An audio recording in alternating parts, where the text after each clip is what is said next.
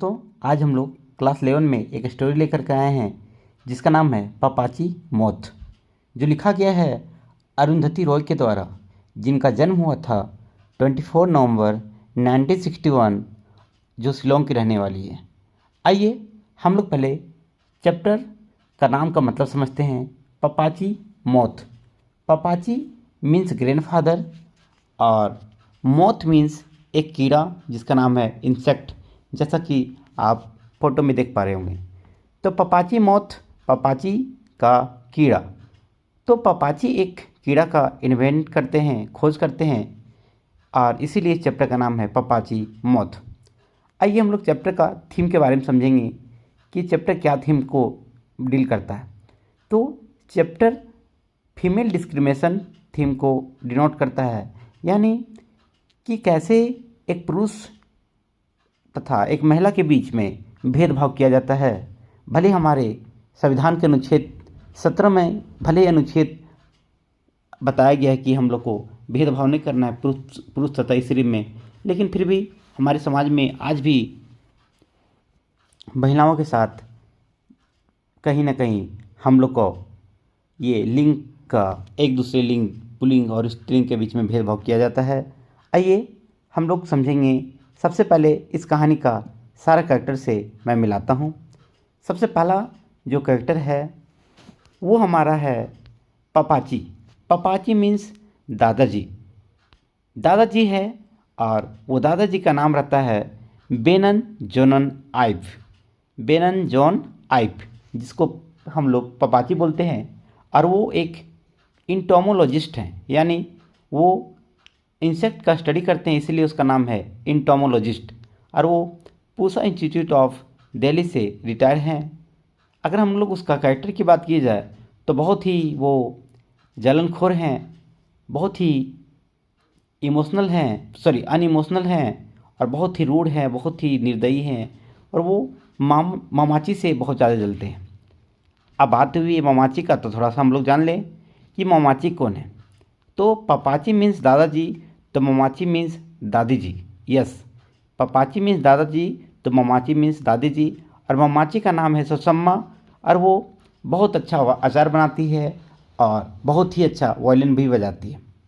और मामाची का जो अचार है वो पूरा इलाका में फेमस है, और गांव में भी फ़िलहाल एक मेला लगा हुआ था, और वहाँ पे इनका अचार का स्टॉल लगाने का ऑर्डर आता है, और ये जब लगाती है तो बहुत ही इनका अचार पूरा फेमस हो जाता है। खैर, हम लोग अब कहानी के दूसरे कैरेक्टर से मिलते हैं, जिसका नाम है अम्मू। अम्मू एक बेटी है जो पपाची तथा मामाची दोनों का है। नेक्स्ट है चाको।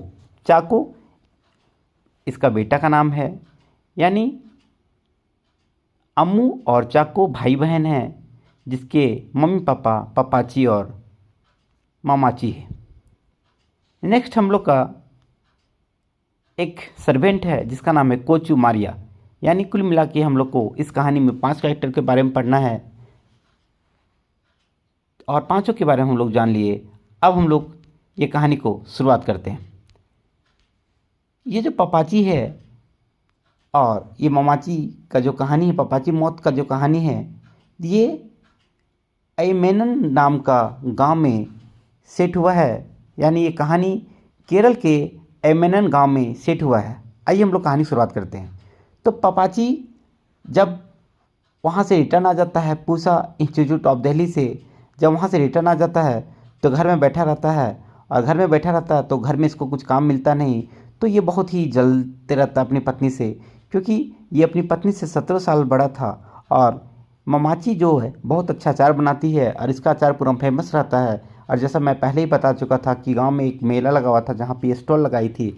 स्टॉल में इसका अचार इतना ज़्यादा फेमस हो जाता है कि सारा इलाका के लोग इसके पास अचार लेने के लिए आते हैं, और सुबह से शाम तक ये अचार बनाने में बिजी रहती है, शाम में बना बना के बेचती है। लेकिन पपाची उसका हेल्प नहीं करते हैं, बल्कि और उससे जलते हैं, हमेशा उसको परेशान करने की कोशिश करते हैं।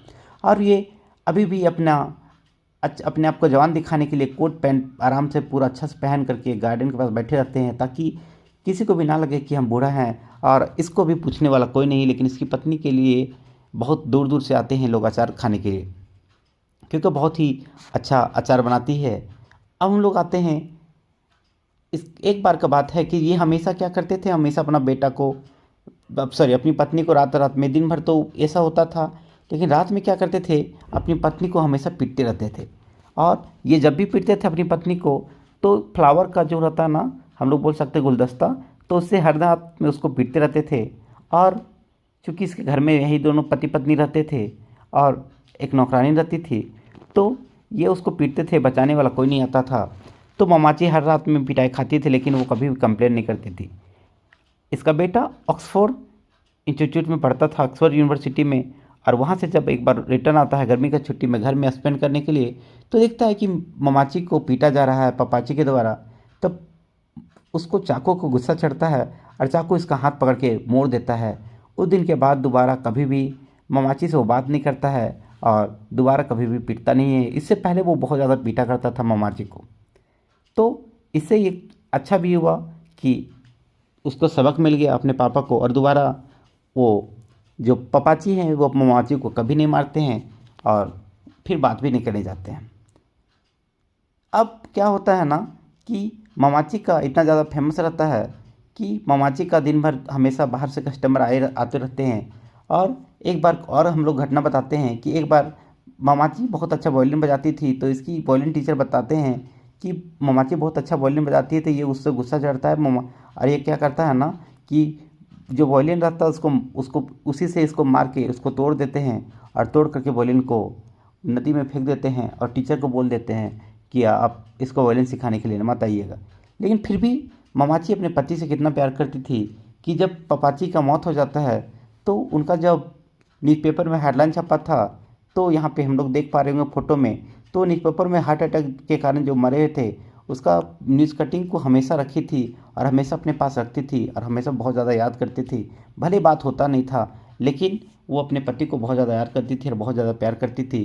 तो यहाँ पे हमारा जेंडर डिस्क्रिमिनेशन को दिखाया गया है कि भले पति अपनी पत्नी को बहुत ज़्यादा मारता है, पीटता है, लेकिन उसकी पत्नी अपने पति से बहुत ही ज़्यादा प्यार करती है।